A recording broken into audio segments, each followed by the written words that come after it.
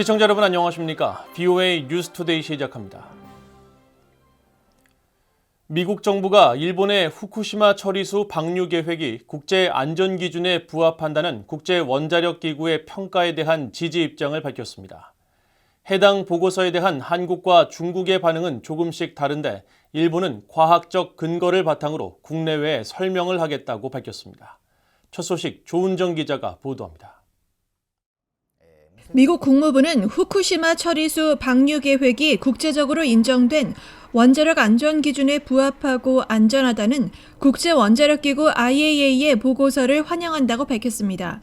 미국 국무부 대변인은 5일 성명을 통해 2011년 원전 사고 이후 일본은 IAEA와 적극적으로 협력해 과학에 기반한 투명한 절차를 진행했다고 평가하고 앞으로도 일본이 IAEA와 지속적으로 협력해 나가길 기대한다고 밝혔습니다. 국제원자력기구는 4일 일본에서 종합보고서를 발표하고 인체와 환경에 미칠 영향은 미미하다는 결론을 내렸습니다. 라파엘 그로시 사무총장은 이날 기자회견을 통해 방사성 물질을 제거하고 물을 희석하는 공정은 새롭지 않다며 일정한 양의 방사성 물질을 포함한 물을 방류하는 것은 한국, 중국, 미국, 프랑스 등 많은 나라에서 이루어지고 있다고 밝혔습니다. 또 주변 국가의 우려에 대해서는 포괄적이고 중립적이며 과학적인 평가가 필요하고 그 점에서 자신 있다며 모든 사람의 목소리를 진지하게 받아들여 객관적인 답을 제공할 것이라고 강조했습니다. The plan as it has been proposed and devised is in conformity with the agreed international standards and its application if the government decides to proceed with it, would have negligible impact on the environment, meaning the water, fish, and sediment. 앞서 IAEA는 일본 정부의 요청을 받고 2021년 11개 나라 전문가들로 구성된 조사단을 구성했고 이날 포괄적인 평가를 담은 130쪽 분량의 종합보고서를 발표했습니다. 오염수 처리와 관련 시설 내 안전관리, 방류 절차 등이 환경을 보호하면서 안전하게 수행되는지를 평가하고 일본 당국이 이를 제대로 규제하고 감독하는지를 검토했습니다. 기시다 후미오 일본 총리는 4일 도쿄 총리관저에서 종합보고서를 전달받고 과학적 근거를 바탕으로 높은 투명성을 갖고 국내외에 정중하게 설명하겠다고 밝혔습니다. 国際社会の責任あるリーダーとして日本や世界の人々の健康や環境に悪影響のある放出を認めることはないと申し上げてきました。 그로시 사무총장이 7일 한국을 방문할 예정인 가운데 한국 정부는 IAEA 보고서 결과를 존중한다는 입장을 밝혔습니다. 다만 보고서의 내용에 대해서는 심층 분석이 진행 중이라면서 한국 국민의 건강과 안전을 최우선에 둘 것이라고 밝혔습니다. 우리 자체 지금 검토 작업이 지금 2년째 진행 중입니다. 그래서 그 작업이 지금 아까 말씀드린 대로 지금 막바지 단계에 있고 그걸 최종 발표를 드릴 때 IAEA 보고서에 대한 심층 분석한 내용도 같이 설명을 드릴 거기 때문에 조금만 좀 기다려 주시면 좋겠습니다. 중국 외교부는 4일 IAEA 보고서가 전문가들의 의견을 충분히 반영하지 못했다면서 성급하게 보고서를 낸 데 대해 유감을 표한다고 밝혔습니다. 또 중국은 일본 측에 핵 오염수 배출 계획을 중단하고 과학적이고 안전하며 투명한 방식으로 효과적으로 처리할 것을 촉구했습니다. VOA 뉴스 조은정입니다. 미국 국무부는 북한이 러시아에 더 많은 군사 장비를 인도할 계획이 있는 것으로 우려하고 있다고 밝혔습니다. 국무부 대변인은 5일 올렉시 흐로모프 우크라이나군 참모차장이 이날 북한과 이란, 벨라루스를 러시아에 대한 최대 지원국으로 지목한 데 대한 VOA의 논평 요청에 이같이 밝혔습니다. 국무부 대변인은 북한이 우크라이나와의 전쟁을 위해 러시아에 무기를 판매했다는 사실을 부인했지만 미국은 북한이 작년 11월 러시아 정부의 지원을 받는 바그너 그룹의 보병 로켓과 미사일 등 무기 전달을 완료한 사실을 확인했다고 비판했습니다. 그러면서 미국은 북한과 러시아 고위 관리들 간의 잠재적 무기 거래에 대한 논의를 중지한 슬로바키아 국적의 아쇼트 무크르티체프를 지난 3월 제재했다고 지적했습니다. 미국 국무부는 북한의 군사 정찰 위성 추가 발사 계획은 안보리 결의 위반이라고 지적하고 북한은 불법 활동을 중단하고 대화에 나서야 한다고 촉구했습니다. 국무부는 5일 한국군이 북한의 정찰 위성을 수거한 가운데 북한의 추가 위성 발사 계획에 대한 입장을 묻는 VOA의 질문에 인공위성을 우주로 발사하는 데 사용되는 위성 발사체를 포함해 탄도미사일 기술이 이용되는 북한의 모든 발사는 다수의 유엔 안보리 결의를 위반하는 것이라고 밝혔습니다. 그러면서 위성 발사체는 대륙간 탄도미사일 ICBM을 포함한 탄도미사일에 사용되는 것과 동일하고 상호 교환이 가능한 기술을 포함한다고 지적했습니다. 또 미국은 전제 조건 없이 북한과 대화를 추구한다는 점을 분명히 밝혀왔다며 북한이 더 이상의 불법적인 활동을 중단하고 진지하고 지속적인 외교에 나설 것을 촉구한다고 밝혔습니다. 주한미군은 핵 추진 잠수함 미시간함이 한국에 기항했을 때 미국과 한국의 특수부대가 실전 훈련을 실시했다고 밝혔습니다. 주한미군 특수작전사령부는 5일 페이스북 계정을 통해 연합훈련 사진을 공개하면서 미군 특수전사령부 알파 1323 작전대대와 한국 특수전사령부 제1여단 소속 제5대대가 6월 12일부터 23일까지 제주도에서 우리 본토방어 지원을 위해 상호 운영성과 미한 연합 해안 능력을 구축하는 실전훈련을 했다고 밝혔습니다. 이어 특수작전부대는 해안 지역을 포함해 다양한 역동적인 환경에 걸쳐 민간과 군 지도자들에게 고유한 역량을 제공한다고 강조했습니다. 이번 훈련은 미국 해군의 오하이오급 핵추진 잠수함 미시간함이 지난달 12일 한국에 기항한 가운데 이뤄졌고 미시간함은 특수통신체계와 은밀 기동 능력을 갖춰 특수부대 침투작전에 특화됐다는 평가를 받고 있습니다. 중국이 이달부터 시행에 들어간 반간첩법은 중국 내 탈북민 구출 활동을 아예 봉쇄할 수 있는 악법 중의 악법이라고 탈북 지원 단체들과 브로커들이 밝혔습니다. 앞으로 대북 정보 유입 활동과 북중 국경 상황 파악에도 걸림돌이 될 것이라는 우려가 나오고 있습니다.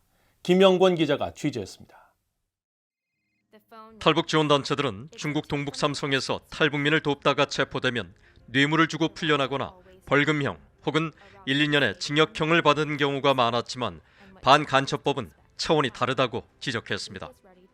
중국에서 탈북민들을 돕다가 옥고를 치렀던 두리아나 선교회 천기현 목사는 중국 정부가 탈북민 관련 활동을 고강도로 압박할 가능성이 매우 높다고 전망했습니다. 위축 정도가 아니고 이제 못하게 하려고 하는구나, 이제 그런 생각할 수밖에 없는 것 같아요. 예를 들어서 내가 이제 간첩 혐의가 됐다면 우리 한국 정부나 이쪽에 도와줄 수 있는 방법이 없다는 거죠. 제일 무서운 게 코에 걸면 코걸이, 귀에 걸면 귀걸이인데 이 간첩죄는 걸을 수 있는 방법이 여러 가지 너무 많으니까.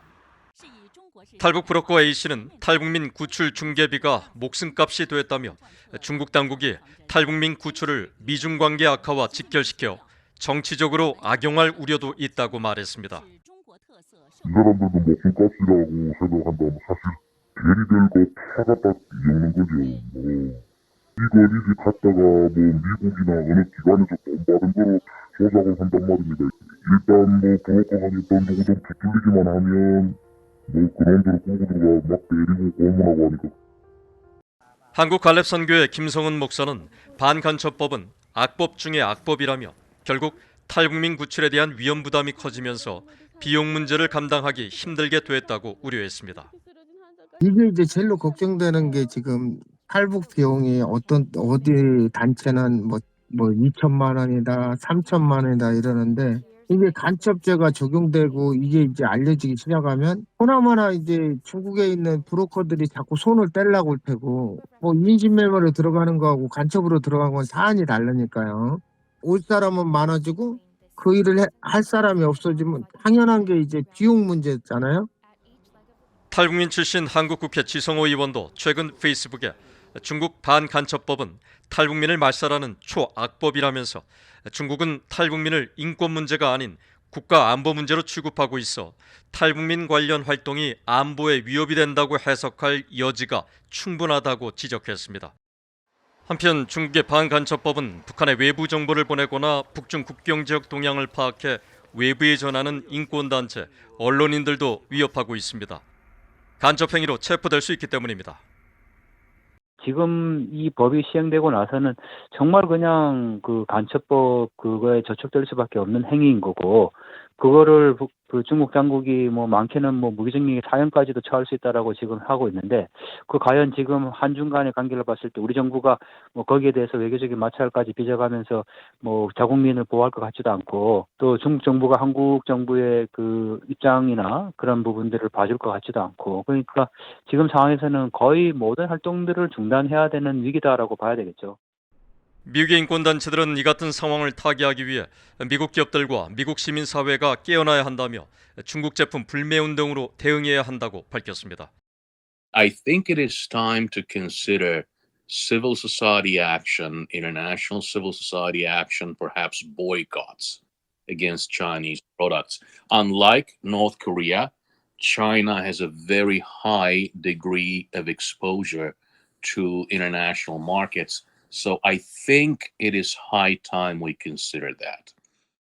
중국 외교부는 그러나 반간첩법과 관련해 모든 국가는 국내 입법을 통해 국가 안전을 수호할 권리가 있으며 이는 각국에서 통용되는 관행이라고 주장했습니다. BA 뉴스 김영권입니다. 서유럽 룩셈부르크의 국가금융감독기관 CAA가 돈 세탁 등 불법 금융거래와 관련해 북한 등을 고위험 국가로 유지하기로 한 국제자금세탁 방지기구의 최근 결정을 자국 금융기관들에게 통보했습니다. CAA는 4일 국제자금세탁 방지기구는 북한의 자금세탁 방지와 테러자금 조달 체제에 실질적이고 전략적인 결함이 계속 존재한다는 입장을 유지하고 북한에 대한 대응 조치를 계속 요구하고 있다면서 북한과 관련해 강화된 경계 및 감시 조치를 적용할 것을 자국 금융기관들에 당부했습니다. 중미 카리브해 연안국가인 바하마 금융감독위원회도 지난달 국제자금세탁방지기구 결정 직후 북한과의 금융거래에 대한 주의를 당부하는 통지문을 보내고 해당 기구에 의해 고위험으로 분류된 북한 같은 국가는 강화된 실사를 받게 될 것이라고 밝혔습니다. 스위스 제네바에 있는 비정부기구 ACAPS가 북한을 올해 상반기 기준 인도적 지원을 위한 접근에 대한 제약이 높은 나라로 지목했습니다. ACAPS는 5일 전 세계 80여 개국의 인도주의 지원 상황을 분석한 인도적 접근 개요 보고서를 공개하고 북한 외에 투르키예와 아프가니스탄, 리비아 등 18개 나라를 인도적 지원에 대한 제약이 높은 나라로 분류했습니다. 이어 북한이 신종 코로나 바이러스 방역을 이유로 2020년 유엔 기구와 비정부 기구들을 철수시키면서 그해 유엔 대북 지원 규모는 전년 대비 90% 줄었다고 지적했습니다. 또 북한에서 국제기구 직원들이 철수함에 따라 북한 내 직원들이 자체적으로 대북 지원 물품을 배분하면서 물자가 잘못 분배될 가능성이 높아졌다고 밝혔습니다. 데니얼 크리튼브링크 미국 국무부 동아시아 태평양 담당 차관보가 조현동 주미 한국 대사와 만나 미한 동맹 강화 등 양국 간 현안을 논의했습니다.